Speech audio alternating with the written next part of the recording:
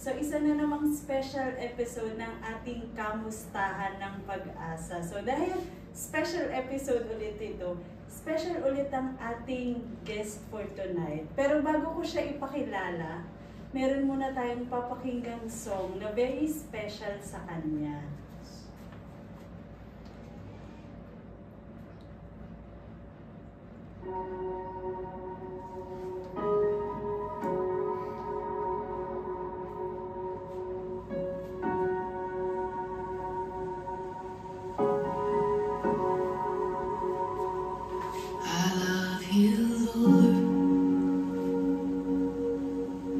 Oh, your mercy never fails me, and all my days I've been held in your hands. From the moment that I wake up until I lay my head, oh, I will sing of the goodness of God.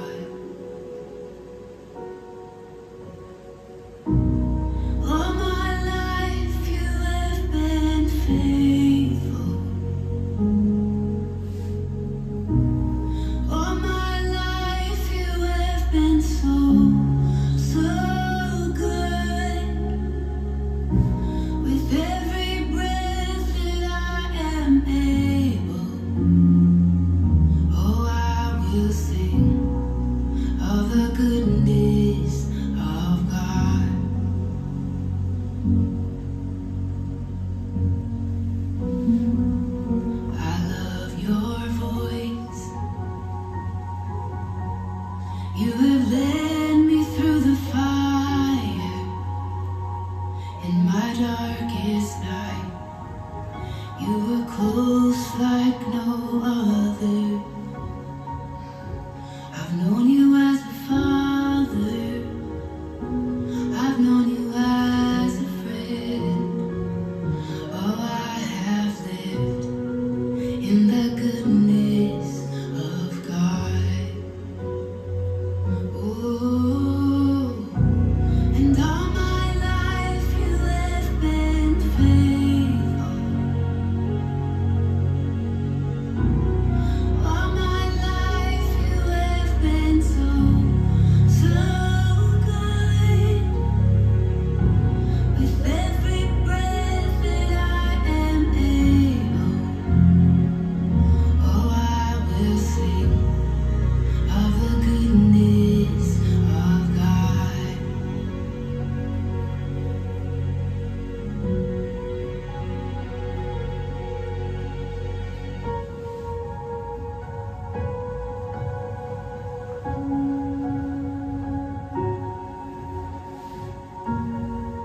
Yeah, so good. Your goodness is running after, it's running after me. Your goodness is running after, it's running after me. With my life laid down, I'm surrendered now. I give you everything. 'Cause your goodness is running after, it's running after me. Your goodness is running after, it's running after me. Your goodness is running after, it's running after me. With my life laid down, I'm surrendered now. I give you everything. 'Cause your goodness is running, it keeps running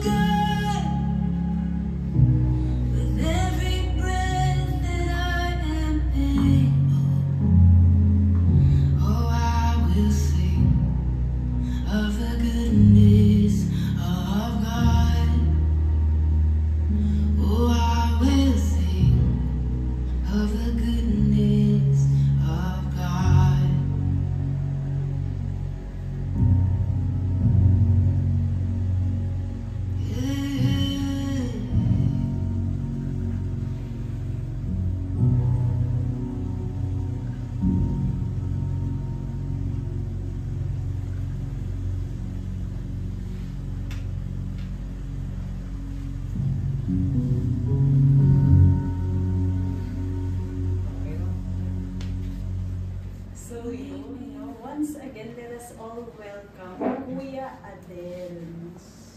So, Kuya Adel, ano po ba yung meaning ng song na yun para sa inyo? Para sa akin kasi, bigyan ko lang kayo ng background, educational background ko. So, I attended my elementary sa Jensan, siya, nasa Catholic school. Baptism ako,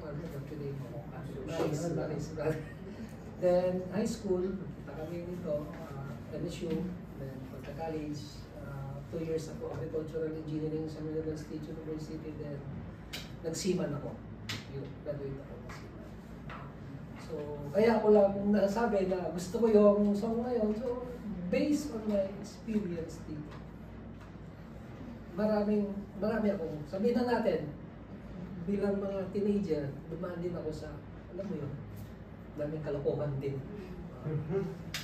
So, totoo yun. Hindi naman natin may iwasan yan eh. Kasi yung mga kalokohan ng mga bata, hanggang dumating ako dito, mga ganito, ganyan. Pero kahit ganun pa man, sa narating ko naman ngayon, kaya ako lang naging ganun pa man, madami akong pinagdaanan. Tatanggapin mo pa rin. Opo. So, by the way, ganun siya ka. Diba? Sige. So, by the way, no, si Kuya Adel ay batchmate ni Kuya Bong nung high school. High school, no? high school. Opo, yun. Ito was 1991. 87 to 91. Bata, di ba? So, Kuya Adel, kapag ka naririnig mo yung salitang pag-asa, ano po yung unang pumapasok sa isip mo? Since ang episode natin ay kamustahan ng pag-asa. So, pag naririnig ko yung pag-asa na salita sa pag-asa, medyo para sa akin sa dami ng struggles na naranasan ko dito, huwag ka lang daw mawawalan ng pag-asa. Lahat kasi may pupuntahan. Huwag ka lang, don't give up. Huwag ka walang pag-asa. Kung ano man yan, down ka, nag-bisyo ka nito, huwag ka lang mawawalan ng pag-asa. Kasi sigurado ako, darating ang panahon, lahat kasi tayo, sa akin lahat kasi tayo, kahit sino man dito, lahat tayo may purpose. Once kasi nag-give up ka, wala nang pag-asa, di ba? Huwag ka nang give up, pag-asa, nandyan lang yan, basta, lahat may pag-asa tayo. Kahit ano pa man katayuan mo, sabi nila, laking squatter ako, huwag ka magsabi ng gano'n. Kasi lahat tayo may pag-asa. Lahat tayo may purpose para makarating tayo. Diba? Yun lang yung naman ako. Kung marinig ko yung salitang pag-asa, para sa akin ayos, may chance tayo. Diba? Para gano'n pag sila, uy, hindi, pumasok ka dito, pumunta tayo dito, may pag-asa tayo dito. Kasi ang pag-asa, sige. Puntahan natin yan. Kasi hindi natin masabi. Sa 10 tayo, wala natin. Yung pag-asa, ito na. Diba? Huwag ka lang mawalan ng pag-asa. Nawala kasi pag-asa sa'yo. Sabi nga nila, siyempre pag-asa is pag naging hopeless ka, ano nalaga doon? Diba? So, mag-move ka talaga sa'yo. Yun lang yun. Pag narinig ko yung pag-asa, mas nabubuhay yung kahit naman sa akin sa business ngayon, hindi business, meron akong siyempre, hindi mo may competition, di ba? Sa either malalaking tao yung malalaking contractor yung nababangga ko. Sabi ko, sige ako lalaban na. May pag-asa. Malay mo, makahit ka ng isa, di ba? Hindi, basta huwag ka lang wala ng pag-asa. Kahit malaki pa babangga, may tulog to, may pag-asa kasi. Huwag ka lang mawawala.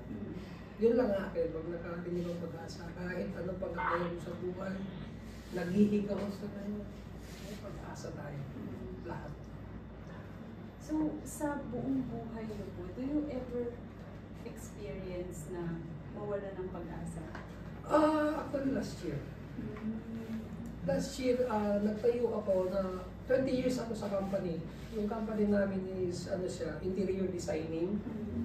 20 years ako doon. Then, dumating yung time na kami nag-start ng company, 5 lang kami. Sa lumaki, naging 300, 500 yung employee. Ang nangyari doon is, so medyo hindi na nagkakaintindihan, marami ng boss, umalis ako. Nagsarili ako, na hindi pa naman ako umalis, may business ako sa Bulacan na may nakatayo ako ng poultry, which is dumating yung pandemic naman sa akin. Kasi tatlong, lahat tinamaan ako ng, no na is pandemic. And then, after, nasa pandemic pa, nagbagyong Ulysses, tinamaan na rin yung poultry ko. After nun, 2022, birds flu. So, wala talaga. Kasi down yung, ubos yung pinagkita ko doon. So, bumalik ako sa furniture. Maraming tumawag sa akin, mga kilala ko, anong ginagawa mo dyan? Hindi ka diba? Yung talent mo, yung skill mo, sayang eh. So, balik ka dito. So, bumalik ako. So, last year lang, talagang, ito na naman yung problema na kwento ko kay Father Bong kanina na nandun sabay-sabay. Puno-puno na, stress na ako. Pero before kasi, talagang, give up na ako eh. Wala na.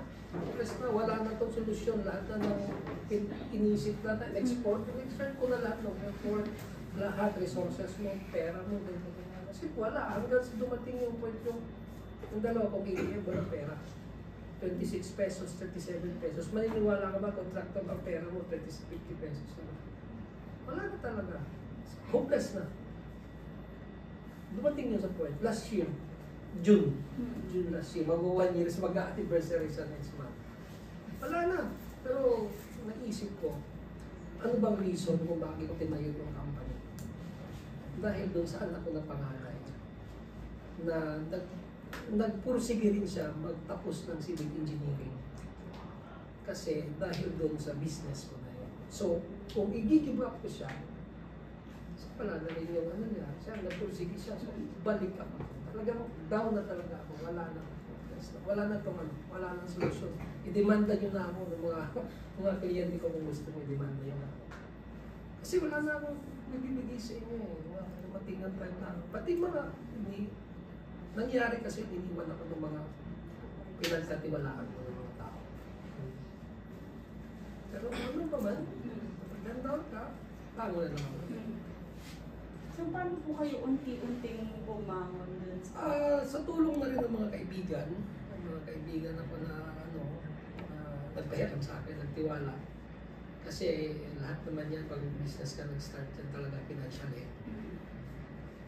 So may mga kaibigan, mga kabatsmate din namin, na mga businessman sa dyan, sa hiniraman ko ng pera, napunta ko yun, daan-daan ko yung binayara, nun siya naka-recover. Pero hindi na ako naghangat ng malaki. Kasi pag naghangat ka ng malaki, mas malaki mawawala sa'yo. So okay na ako pag-i-treat ko. So ano na lang yung pumasok, gano'n na lang. Dati talagang aggressive ako pag sinabi ito, may bidding dito. Sa akin, lakasan na ng loob. Ayun, nung dumating yung point last year na talagang hopeless na ako. Wala na akong ibang pupuntahan. Sinurrender ko na lang sa taas. Lord, hindi ko na kaya to. Lahat na. Doon ako. By the way, ano pala, naging boto ako ng Bakaran. First year ko dito, 1996, nag-a-apply ako sa bangko. 2 years ako na nag-a-apply. Walang wala talagang pag-asa na makasakay. Kasi wala akong agency. Lahat ng mga agency, mag-a-apply ako. Walang gusto tumanggap sa'yo. Kasi noon sabihin, sir, kailangan namin may experience. Eh, paano ako magkaka-experience kasi nandito ko? Hanggang dumating yung dalawang last year ko na siguro na pag-a-apply, parang nawalan na rin ako. Yun na, sabi ko, nawalan na ako ng pag-asa. Kasi ko, bahala na, last na to.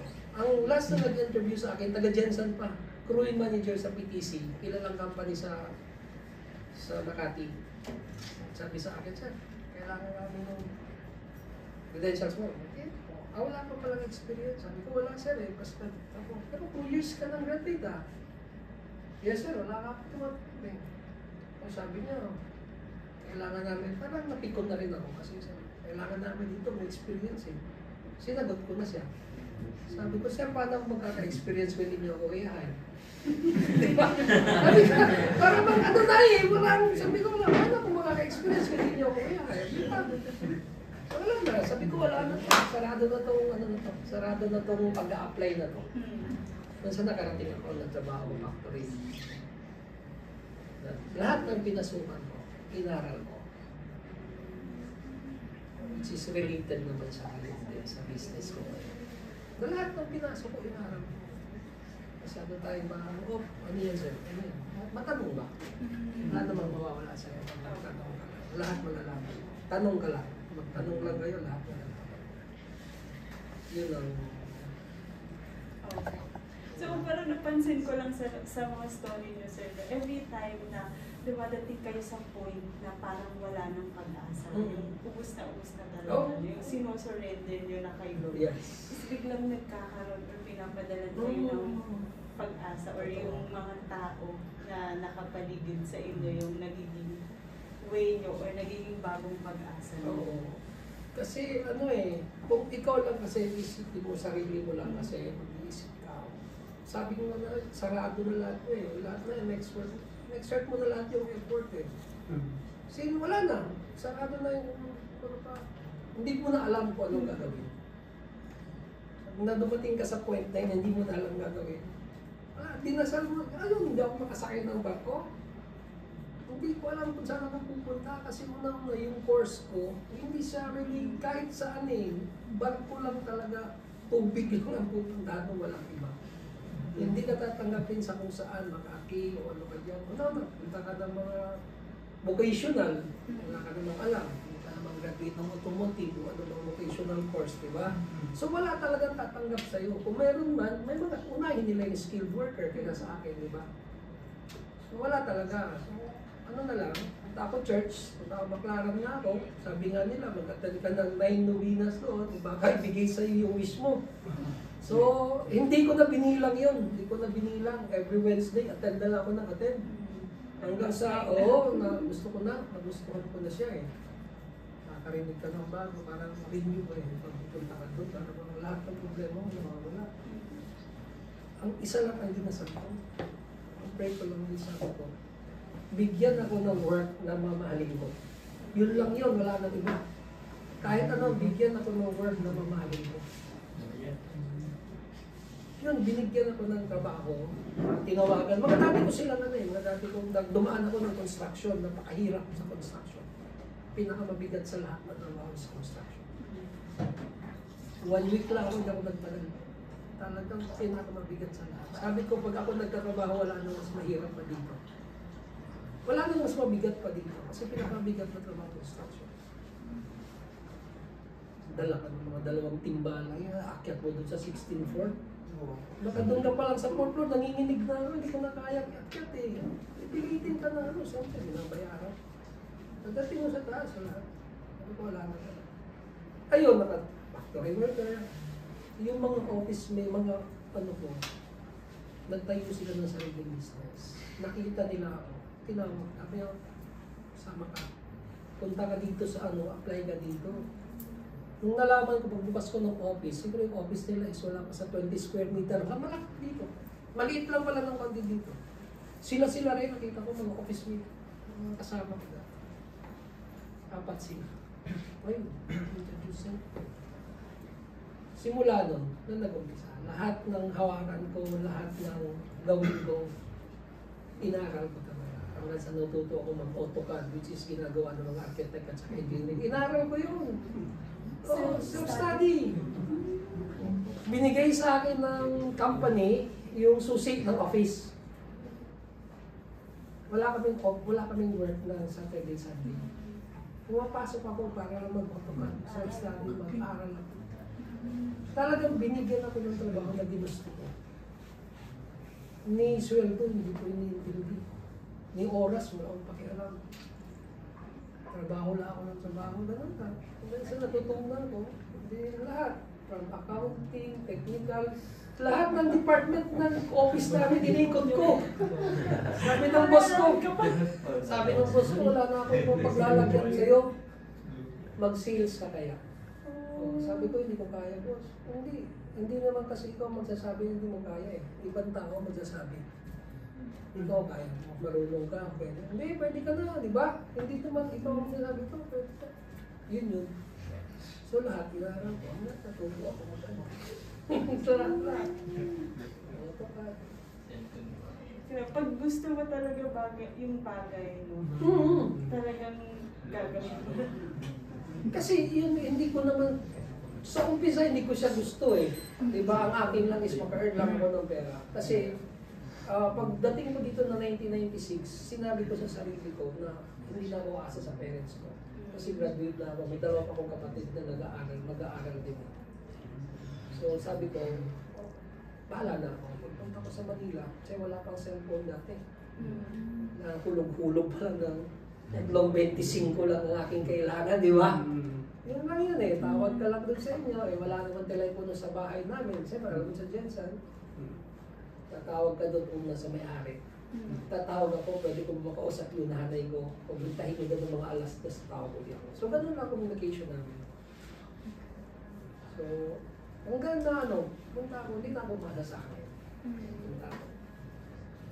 Kaya sila wala rin, hindi rin ako nagpabigat na ba? Kumbaga sa akin. Once na nakagraduate ako, sarili ko na ito. Ayun. Sariling sika. Lahat dito sa Manila, pinasa. So, sa 35 years ko dito, siguro marami akong tinirahan dito para lang mag-survive. So yung story niyo po, very inspiring siya kasi karamihan po ng mga nakikinig sa inyo ngayon is mga estudyante. Alam ko ngayon habang nag-aaral sila, nahihirapan pa sila at hindi nila alam kung saan sila papunta dun sa may future nila. Lahat sila parang nangangapa or natatakot kung ano nga ba yung mangyayari sa kanila pagka-graduate nila or habang nag-aaral sila ngayon. So sir, ano po yung maibibigay niyong mensahe sa kain nila, Kuya Adel? Sa akin lang, pero nag-aaral kayo ngayon, no? Pero wag total nandito na rin kayo kay Father.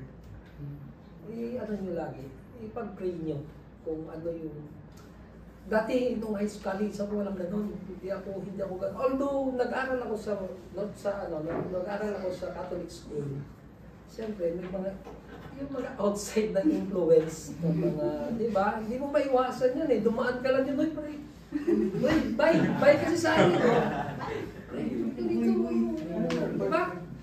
So, nawala yung religious na, pero pagdating ko ng college, hindi ko alam talaga kasi nag-agricultural engineer ako, dala lang din ng may pumunta sa amin. Yung tatay ko kasi talaga na rin sa mga pare. May pumunta sa amin si Father de Cooker. Ano siya? German.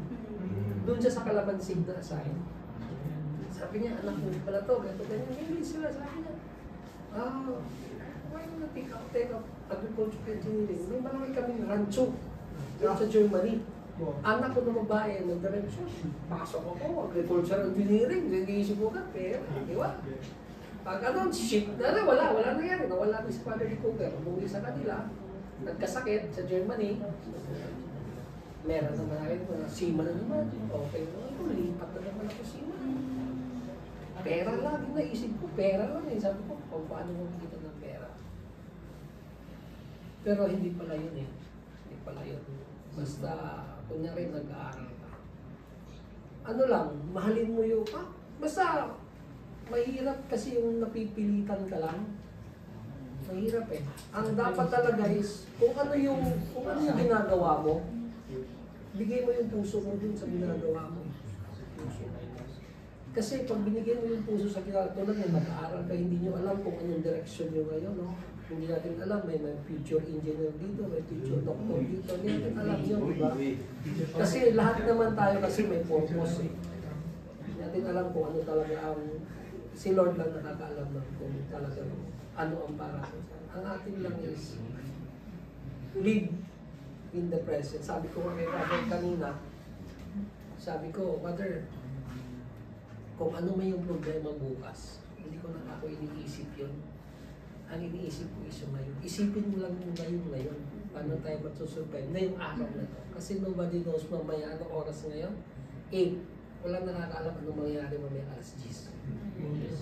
Walang nakakaalam nun kahit sino. Diba? So, hindi rin natin alam. Ako hindi ko rin alam na ito yung magiging linya ko. Hindi natin alam kung sino sa inyo may future engineer, doctor dito, diba? Basta, ito lang. Mahalin niyo kung ano yung ginagawa niyo. Gustuhin nyo talaga kung gusto mo maging doktor, gusto mo maging engineer, mahalin mo lang yung ano. Kung ano yung ginagawa ninyo, mahalin nyo lang. Pag pinag-aaral, aral lang tayo. Diba? Kasi wala namang ibang magbibigay nun sa akin. Sarili mo rin kasi. Sarili mo rin yung bibigay mo. Walang iba. Iluloklo ka kayo, lagay ko to as engineer. Walang ganun eh.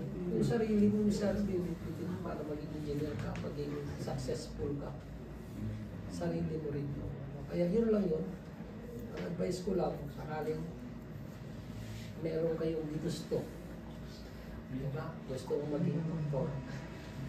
Eh, saan ka ba mag-uumpisa? Basta magkaroon ka ng interest dun sa mga ginagawa. Kasi pag sabi nga nila ako, hindi ako napagod nung nagtrabaho ko for 20 years. Hindi ako napagod. Kasi mahal ko yung trabaho ko. Diba? Hindi ko iniisip ang sweldo. Nabayaran yung overtime ko, hindi ako tumitingin sa aking daily time record. Walang ganun. Basta gusto ko. Pero ang kagandahan naman, marami akong matutunan. Kasi pag gusto mo yung ginagawa mo, marami kang matututunan. Kahit di ka makaharap, bigla na lang makakaharap sa isip mo. Alam mo yan? Alam mo pala yan? Ano yung ganyan? Marami na na ganun eh. Basta, yun lang. Mahalin yung ginagawa nila. Kasi, yung lahat ng pag-aaralan nyo kasi, wala na ibang makakaagaw niyan sa inyo.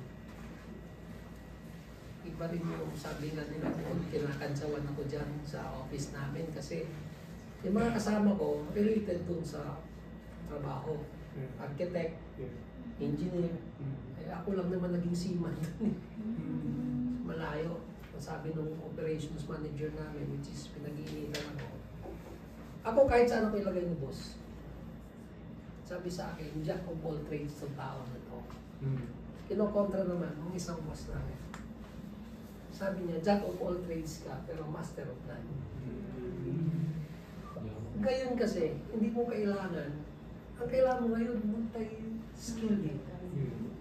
Diba? Hindi mo kailangan na maging doktor ka. Okay, sige, doktor ka, engineer ka.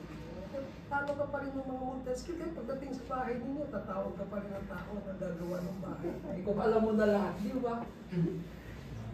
Yun lang yun. Ito man yung ano ninyo, gusto nyo, tahakin. Focus. Yun. Pagpursigahan natin, sigurado mararating. Huwag mawalan ng pag-asa. Yun yun. Bumagsak ka, natural lang yan kasi nag-aaral kayo. Yes. Huwag lang lagi. Hindi kasi, gabihin mo na rin lagi, bumagsak ka, pero siyempre, paano ka babagsak kung mahal mo yung ginagawa mo? Paano ka mag-fail? Fail, kasi pag mahal mo, pag-iisipan mo siya talaga eh. Paano ba ako magiging successful dito? Diba? Nandun yung magre-research ka. Magbabasa-basa ka, manonood ka dito. Diba? Ganun. Nga lahat ngayon, nakikita mo sa nakikita mo sa cellphone lahat. Nandiyan na lahat eh. Binigay na. Swerte nga yung mga bata ngayon. Kami dati, pag hindi ka pumunta ng library, wala. Nangungopya ka na lang sa klase. Totoo yun. Totoo yun. Walang hero. Totoo yun. Pag hindi ka pumunta sa library, walang mapa. Eh ngayon, nakahiga ka lang sa kwarto. May gusto kang malaman na sa cellphone nila. Swerte kayo. Pagdating sa pag-aaral, swerte kayo. Pero pag yung mga, ikaw naman, pag inabuso mo naman din yun, diba? Hindi mo ginamit sa tama.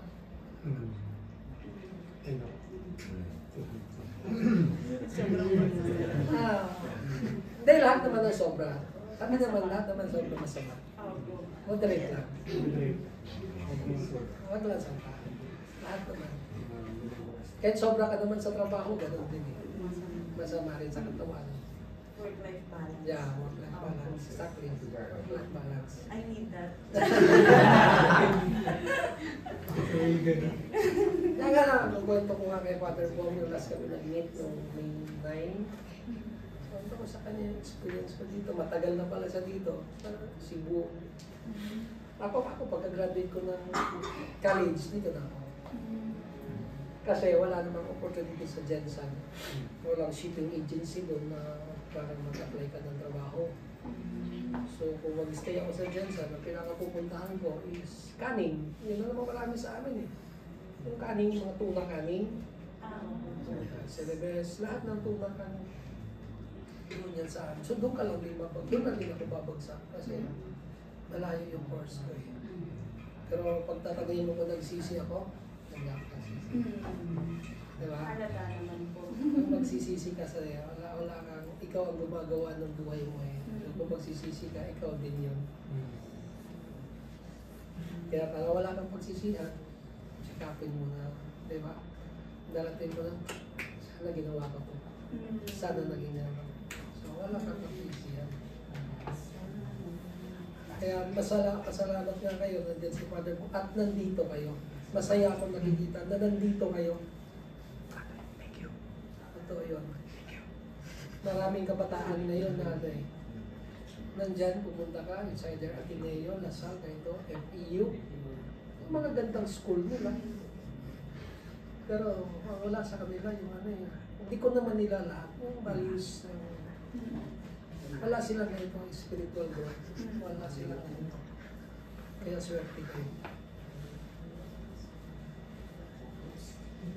Ako lately lang ako na, siyempre bilang sa Christian, sa Catholic school ako nag-aaral elementary, namulat din kami sa ganito. Mayroon akong tita na naging madre. So may mga tsuhin kami naging pare. Kasi ang lolo ko sa convent din lumaki. Kaya lahat kami, pag may mga time na lulungkot ka sa asin, pag meron kaming lola na may hawak siya na stick, lahat kami sama-sama pag nagro-rosary.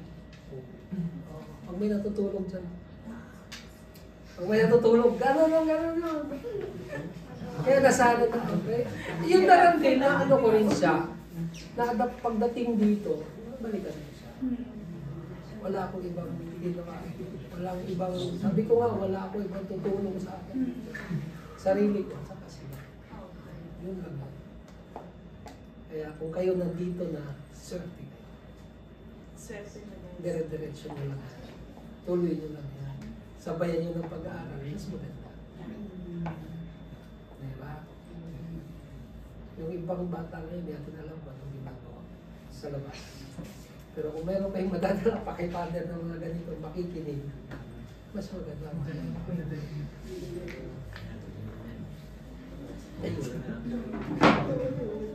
So, thank you po sa sharing mo, Kuya Adelio. Alam ko na-inspire sila sa buhay nyo, no? Naging pag-asa kayo sa amin today na hindi susuko, no? Para maabot yung mga pangarap mo sa buhay. Pag sumuko ka, talo ka. Yun lang yun. Pag sumuko ka, wala na nila. Huwag kang pukwit. Never give up. Yun na yung pinaka. So, tapos na po yung first part ng ating podcast. Second part, Kuya Adel, Okay. Presentation po, sasayaw na po. Hindi, yung second part po ng ating podcasting, ito yung favorite ng lahat, yung question and answer. Ay, hindi pa namin rin. Tapos na yung So, kung meron po kayong mga tanong kay Kuya Adel, huwag po kayong mahihiya. Fighting.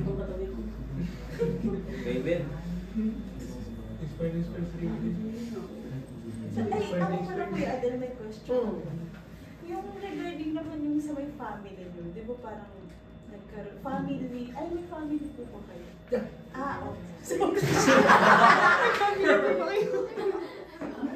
May dalawa ko. Oo nga pala yung sa first part mo. So, kamusta naman po sila nung sa mga last year na nagkaroon po kayo ng struggle? Actually, hindi ko pinaalam sa kanila. Mm. Wala akong, ayaw kong sabihin, kahit sa parents ko. Ayaw kong sabihin, pero alam mo yung mother instinct. Mm. Na-feel nila ng nanay ko. Nanay ko talaga una nakaramdam. Kasi ayaw kong sabihin, kasi ang mother ko is 80 years old na, yung father ko is 89. So, ayaw ko na may problema ako at sinabi ko sa kanila, o kahit sino sa mga kapatid ko, sa mga anak ko, baka karating at makakarating sa parents ko which is, mag-worry sila. So, edad nila na 80, 89, dapat wala na silang iniisip na stress Hindi na sila nag-worry, pero siyempre, alam mo yung parents talaga, mothers, doon pa rin yung iisipin ka. So, naramdaman na nanay, tumawag siya sa akin. Kamusta ka dyan? Yun ang ganda na nun. Para kasi napanaginipan ko, gano'n na siya. So, nararamdaman nila, wala akong choice kundi sinabi. Kasi mahirap naman. Sabi ko, kasi wala na nga ako ibang malalapitan Lahat ng kaibigan ko na yung mga time na lang, wala ako. Kahit sila naghanap ng paraan, na paano ako makarecover ng mga projects ako. Sabi ko didemanda na ako dahil ako nakapag-deliver. Pati yung titulo ng lupa namin sa Jensen, binibigay sa akin. Kung meron kang pagsasandaan dyan, isanda mo para mag-finance, tumakbo yung project. Hindi dumating sa gano'n. Kaya ako, hanggat maaari, kung kaya ko, hindi ako nagsasabi. Pero dumagdarating kasi sa time na, kumbaga pa is, order ka na wala ka na ibang pupuntahan. Siyempre, rescue. Ganun. Hindi mo naman kakayanin na ikaw mag-isa. Wala naman naman. Kahit sino, hindi kakayanin mag-isa. Kailangan yung isa't isa. Normal is an hour. Yeah. Tama na. Pero doon pa rin. Sabi ko, hanggang sa dumating. Wala na. Pero naipit ka lang. Wala ka na yung mga lalaki. Tawag ka na. So, may pag-asa pa rin. Yun yung sinasabi na last hope na siya. Pero mali, dapat pala inuna mo. Unahin mo sa taas, bago mo iba. Kasi, sabi nga nila na, di ba, Proverbs 3, verse 5 and 6, di ba? Trust in the Lord with all and do not lean on your own understanding.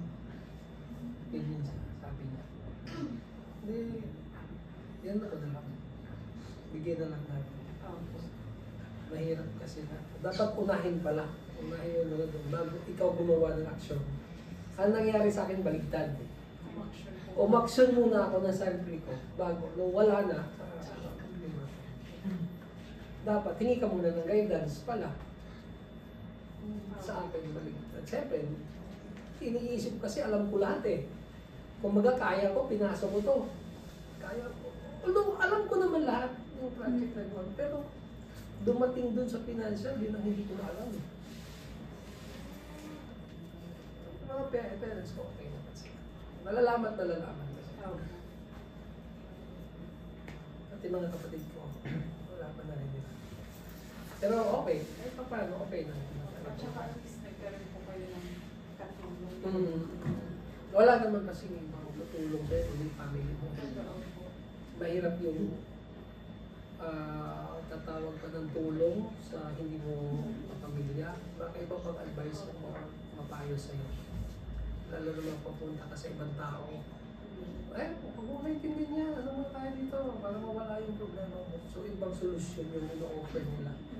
Kaysa sa pamilya mo. Hindi ka naman tutulong. Pag-inom ka, tutulong mo ang pamilya mo. Solve mo natin yung problema. Iba yung tulong na sa pamilya. Iba.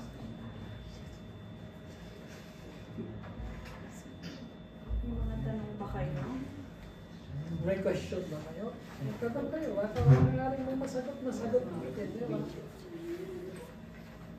Chantal, mukhang may tanong si Chantal.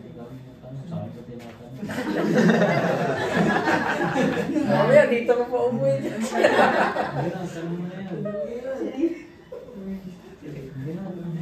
Sige.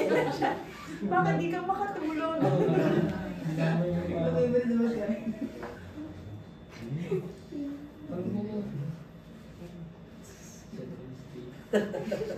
Pero yan, ano yan? Ano daw po? Kamusta daw po yung yung naging mga or ewan ko po kung ilan yung love life nyo. Ilan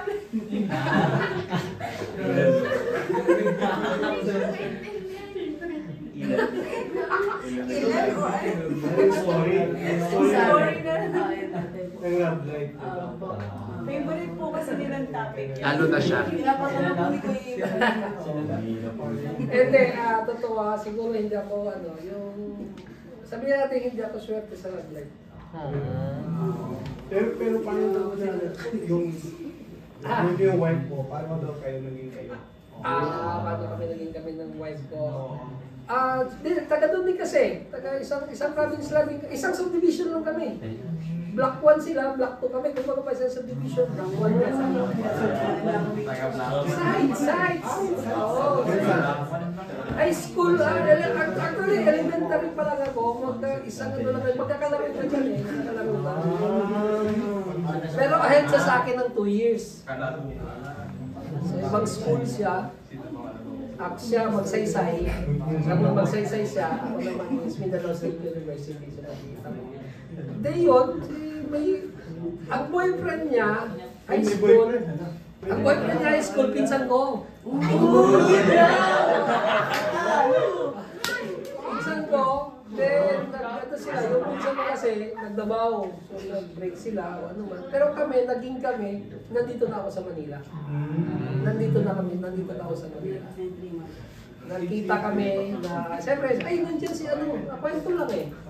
Nandiyan si ganito. Saan nakatira? Saan punta namin, boy.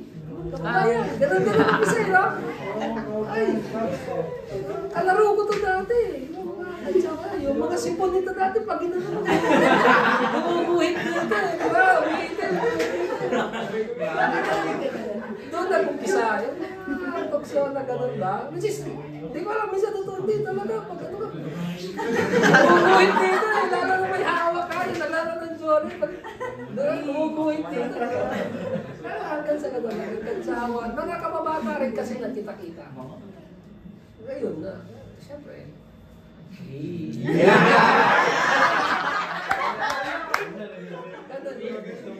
Hanggang sa nagtatrabaho siya dyan dati sa Makati. Siyempre, hindi ka pa makaporma dati kasi wala man akong trabaho.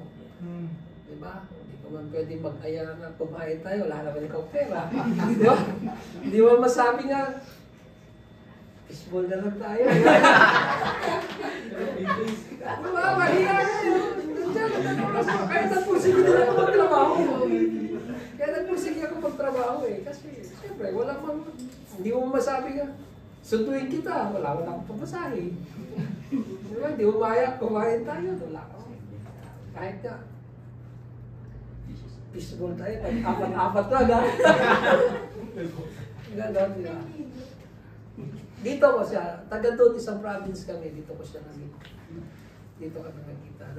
Dano lang din mga kababata. Isa lang.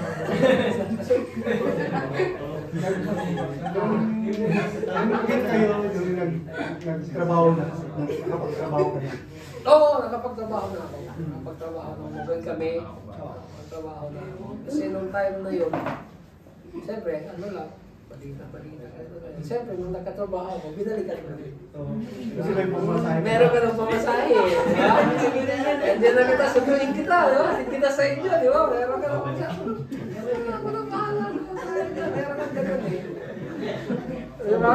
Uy, magtrabaho muna kayo. Yan, siyempre, pag ganun, dating na sa bahay. Doon pa mababa sa malayo sa bahay. Doon tayo sa Jollibee ko yari. Siyempre, parang lakad-lakad eh. Mahaba-haba yung lalakad natin, diba? May idea ka na. Kasi pag bumaba ka na sa akin, nandiyan na ba, kilala na lang. Pag baba ng bus kasi sa Pildera siya, dito sa may Pasay, malapit sa airport. Pagbaba, mismo yung bus, dyan mismo tumitigil. Papasok sa kanila, kilala siya kasi yung tito niya na tinitiran, barangay captain doon. Kaya pagbaba niya pa lang, kilala na siya lahat doon eh. Uy, ano yan, ito ganyan, pamangkin niya ito ganyan. Kaya nung may bumaba kami doon, nakasama na ako, bago to ah. Talaga, pinaginitan ako doon. Pinaginitan ako doon. Kaya bumaba kami minsan sa malayo pa. Pagbaba mo doon, kilala ka na, ihatid mo na pa uwi yun, hindi mo na pwede kung saan-saan dalhin eh. Doon tayo bumaba sa malayo, Jollibee tayo doon. Lakad na lang tayo muna.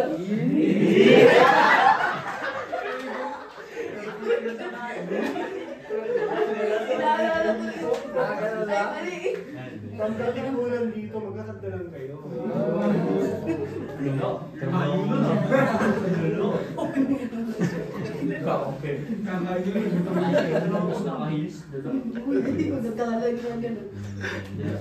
Tanong ko daw yun, tanong. May binabalak si Yemi. Yan yun naman eh, tinatanong niya naman sa akin. Adel, yung 2 years ka, kasi 2 years is 2 years, no? I mean, hindi namin may imagine ganun ka naghintay. Oo. 2 years ka na naghintay, I mean, 2 years ka nang tiis. Apply. Nag-apply. Until na nalaman mo na hindi ka pala doon, then before ka nag-ship, no? Paano mo na-sustain yung 2 years na yun? Alam mo dyan sa 2 years na yun, grabe ang artista. Sa 2 years ko na 96, between 96, 97, 98, ayun. Ay, hindi. 96 pumunta ako dito. Umuwi lang ako. Ginawa ko yung mga requirements ko. Bumalik ako 97. 97, 98, sa 2 years na yun, nag-apply ako sa 2 years ako sa... Actually, hindi pala inabot pala ako 4 years kasi nag-graduate. 2 years ako sa Laguna. Nagtrabaho ako dun sa furniture manufacturing. Which yun din yung naging experience ko doon. At saka, nung 2 years na yun, baga, sumusweldo ako. Wala na pupunta yung sweldo ko eh. Kasi kumbaga guys, alam mo na, bago pa, maaya ng pusok eh, maaaya ng mga kaibigan. Inom tayo, ganito ganyan, nauubos yung sweldo ko. Kasi weekly kami nag-sweldo doon eh. So 2 years yung gano'n, hanggang sa nagsawa ako, para sabi ko walang pupuntahan yung buhay ko kung lagi ganito.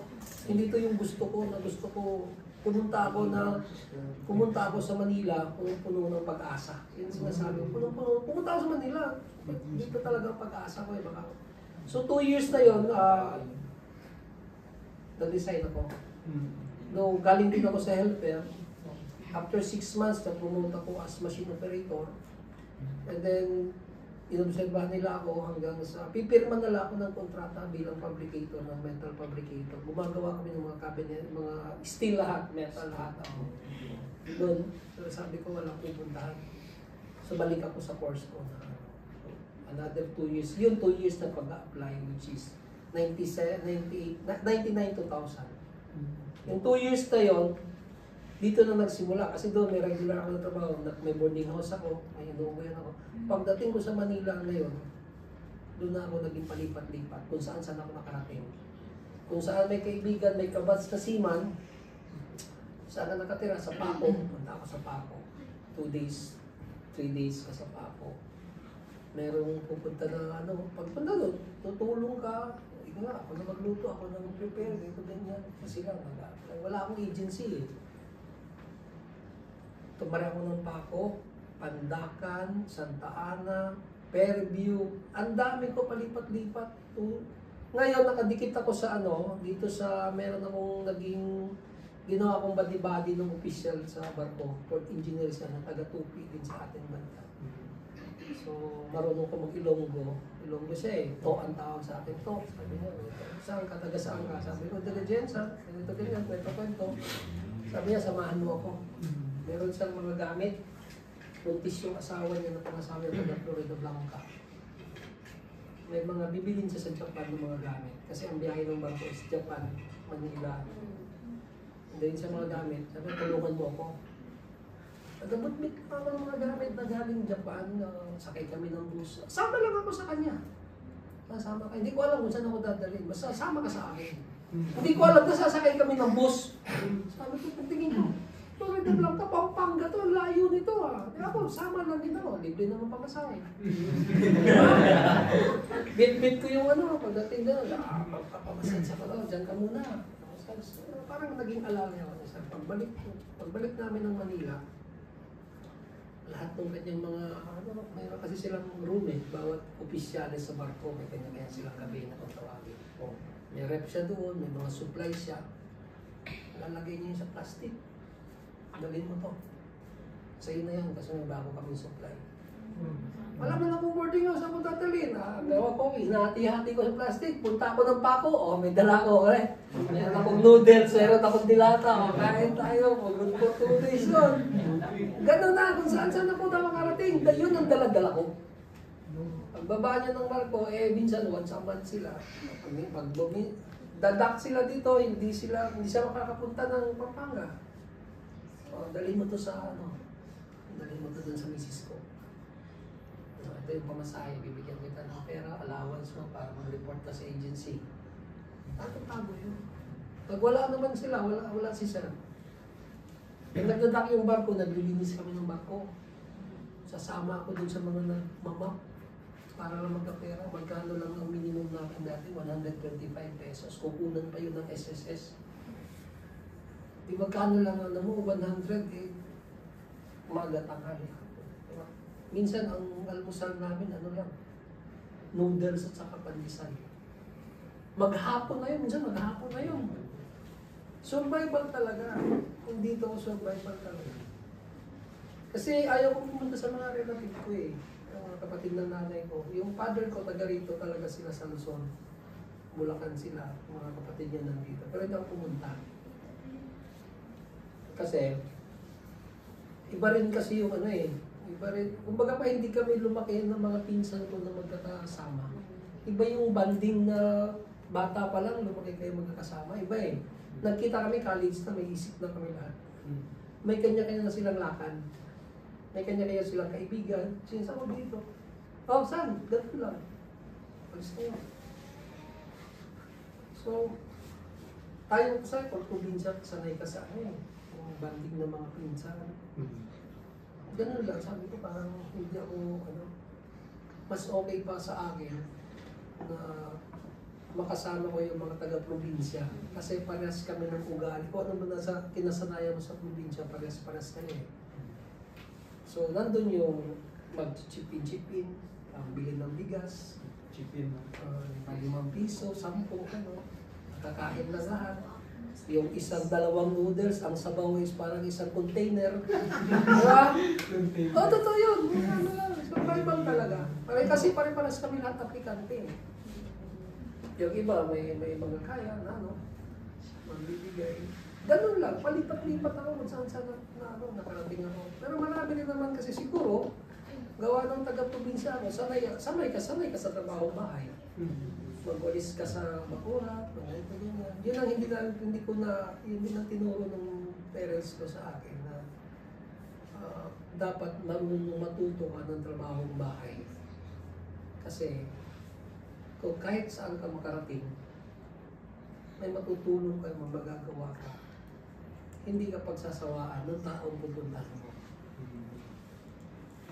Dapat matuto ka ng trabaho. Matuto ka makisama, matuto ka maglinis, matuto ka sa lahat ng bagay. Trabahong bahay lang, matuto ka. Kasi, nung natuto ako niyan, pumunta ako ng Fairview, 2 matanda kasama ko. Sabi nung kabarkada, nasiman din. Sabi niya, sasampa ako. Kung gusto mo, dito ka sa Fairview, kasama ni Mama at saka ni Papa. Takot doon, minsan linis. Pag-gising mo sa sanay ka, walis, malinis, siga. Nakita, Ayaw na ako paalisin. Sabi ko na mag-apply ako sa barko. Babalik ka.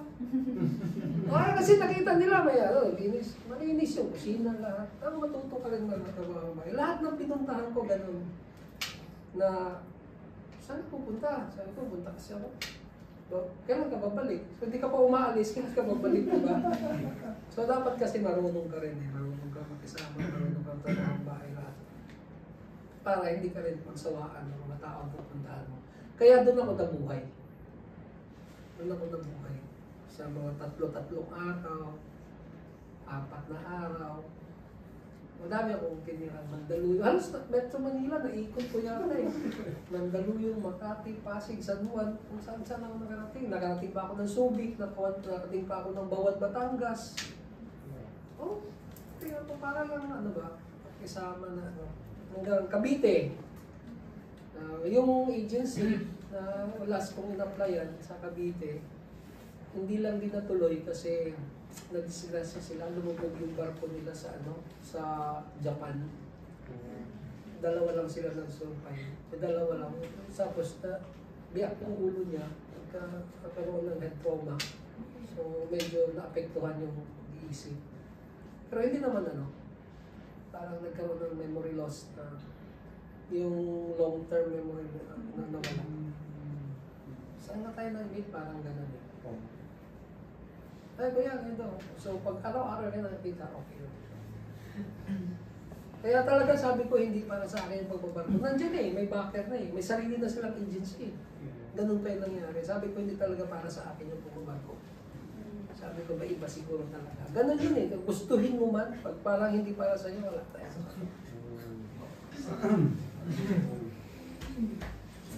Thank you. Pero ang kagandahan doon, siyempre, meron talaga nakalakad para sa'yo.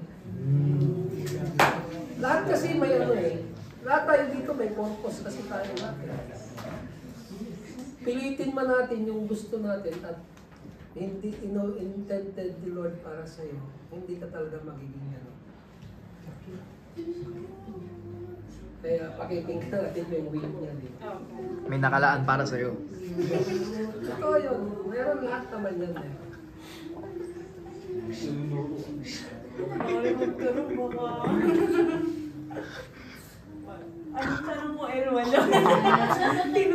Natanong na ba ni Paz? Kaya dapat talaga marunong ka. Marunong ka magkisama, marunong ka makibagay. Siyempre, meron kasi talagang hindi nawawala yung yung bad na influence na hindi talaga nawawala yan. Marami talagang tukso. Sabi nga nila, mahirap lalo na sabi ko sa iyo, nandun ka na, pinipilit mo. Ako, pinipilit kong maging straight yung daan ko kay Lord ganito. Marami talagang hahatak sa iyo, maraming mga forces na napakahirap. Alam ni Father yan, napakahirap sumunod sa kanya. Pero nasa sa'yo yun. Kaya, lakasan lang ng maging pikit mo lang ito. Tukso mo, tukso. Yung parang ganun Maraming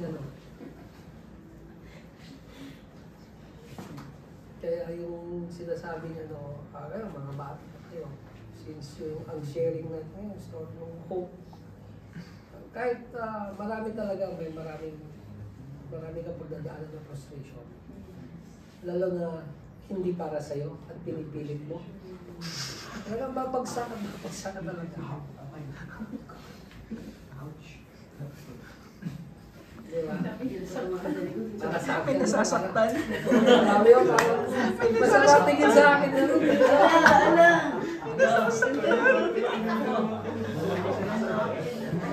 Parang tuyo mo. Wala lang. Sabi ko, wala lang pag-asa. Yung talagang gustong-gusto mo talagang pag hindi para sa'yo, wala talaga. The wish was God. Ganon din naman sa trabaho. Ganon din sa love life. Ganon din sa trabaho.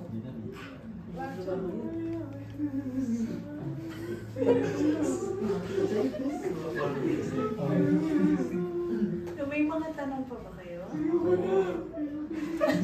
Sobrang nasaktan. Baka sabihin niya po yung sakit yung magsalita. Dapat hindi lang ito makinig. Parang paliyan. Ako ng tawa ah. So, bago pa may masaktan ng madami. Maraming salamat po ulit po Walang problema, walang problema. Alam na kay yes Father. po sa aming invitation. Pag-imbita ni Father Bong sa akin. No, una yun, di ba sabi mo 16, pwede ka. Sabi ko, wag lang muna 16. Kasi meron din kasi akong kaibigan ng pastor. Gumagawa rin ako sa kanya. Nung 16, na-invite naman ako ng youth camp. Doon sa RRC, Crystal Recreation Center. Kasama ako nila. Mga pastor. Pero ako, kasi ang ano niya kasi, nahilig siya sa sasakyan. Vintage. So meron siya isang na ano na vintage sa sasakyan. Kwento-kwentuhan. Kapag sumama ka, may titignan tayo. Sama ako. Di, meron sila mga information ng mga ano. Sabi ko kaya po, sabi ko, wag muna sa 16. Okay naman tayo, wag muna sa 16 kasi may nauna lang ako nagkaya sa akin. Yun ang kagandahan pag mayroon kang business. Hawak mo yung oras mo. Hawak mo talaga oras mo. Pwede mo i-decline yung iba, pwede mo ano yung gusto mong bigyan ng priority na gagawa mo. Unlike na nagtatrabaho ka. Papasok ikaw, nagtatrabaho ka. Papasok ka 8 to 5, choice ka nun. Opo, totoo po. Diba? Ayaw at hindi. Ayaw at po. Pero nag-leave po yan. Oo. Importante. Nagsisiklib po yan kahit wala sakit. Hindi ka po sumasakit. Mahirap yun, mahirap yun. Be careful what you wish for. Totoo yun, kasi may office mate ako. Ano siya? Ito ka mo. Sabi niya, parang ayaw ko pumasok next week. Ano sabi niya eh? Bakit naman parang feeling ko magkakasakit ako? Ito lang, alam mo next week, di na po ang dengue pa. Hindi po. Kaya nasabi ko, ano ang sinasabi ko? Hindi na buwan siya. Sabi niya, parang gusto ko magkasakit next week. Yun ang sinasabi. Inabu ko pagkasunod na rin ko, asan si May? Siya, nasa hospital, sir. Dengue. Sabi ko, di ba? Be careful. Sabi siya sabi, be careful what you wish for. Kaya huwag ka mag-ibig ng wala. Okay lang yan, Tudor. Para sa amin naman yung siklib mo. Pag nag-leave po ako laging personal matters. Pero nag-leave po din po siya para sa dito sa kaya sa dito. May purpose naman. Para naman sa lahat. Sige po, pwede po ba? Pwede po kayong mag-pray para sa ating closing. Sure. As pray and para sa Lord, thank you po sa araw na to at naka-share ako dito sa mga bata ko ng aking experience. Salamat din po sa protection na papunta dito ng mga bata. Thank you, Lord, for your guidance na binibigay po sa kanila. Sana po magtuloy-tuloy po sa mga gawain po ninyo, mga batang ito. At maging malapit po sa inyo, Lord. Lord, patawarin niyo rin po kami sa aming mga kasalanan na nagagawa. Paulit-ulit namin kasalanan na nagagawa na hindi namin namamalay, nakakasakit kami sa aming kapwa. At sana po sunod namin yung will na gusto niyo para sa amin. Lord, bago po kami maghiwa-hiwalay, bigyan niyo po kami ng guidance sa mga aming mga gagawin. At same time, protection din po sa pag-uwi namin sa aming mga bahay, mga pamilya. All this with us. In Jesus' name. Amen.